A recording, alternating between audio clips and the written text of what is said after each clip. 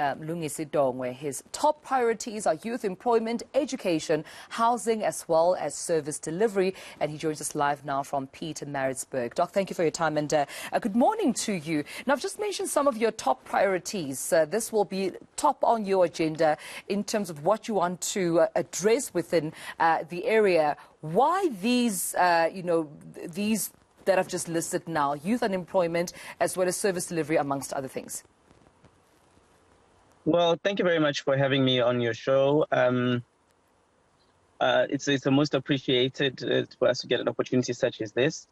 The reason we've put up there right at the top youth unemployment is because, Tumelo, we believe that situations such as the recent riots and the chaos that was, especially in KZN, is led to the fact that we have so many young people who are unemployed.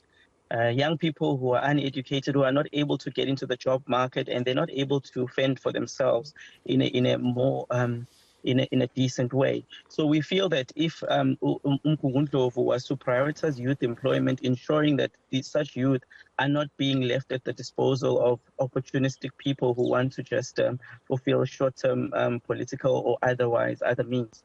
Yeah. So we've put that right at the top. Yes, you may continue with your point, Doc.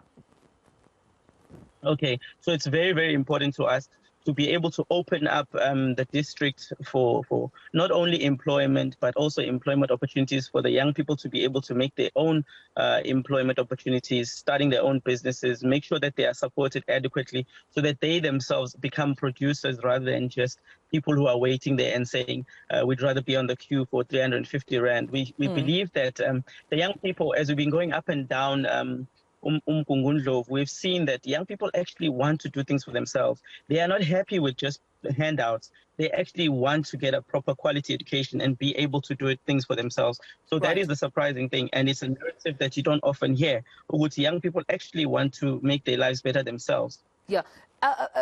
Dr. Mlungisi, has that work already been started by the PAC, even if you're not in power yet? Because I'm going to ask you a question that I ask each and every mayoral candidate on this show.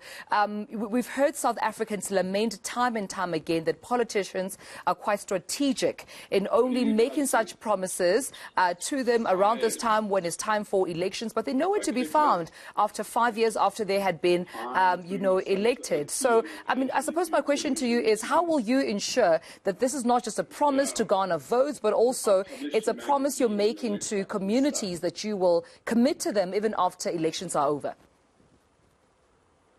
Okay, so basically, a lot of us within the organization are activists, youth activists. So there's a lot of work that we are doing in terms of motivation at schools, doing career guidance to ensure that children are choosing the right subjects, so that subjects that can lead them to a proper employment afterwards.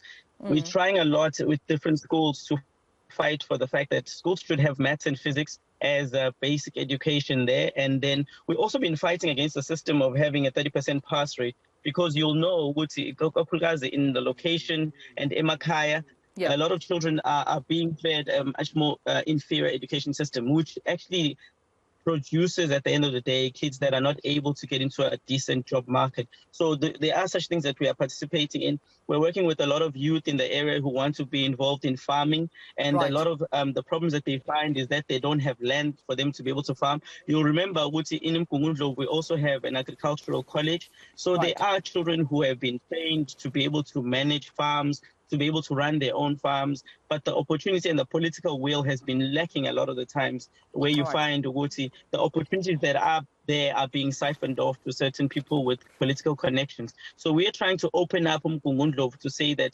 everybody within Mkungundlo district must be able to have equal opportunities for them to be able to use the resources that are there, so that they themselves are able to be productive, and we have less and less of a dependent state as what we have currently.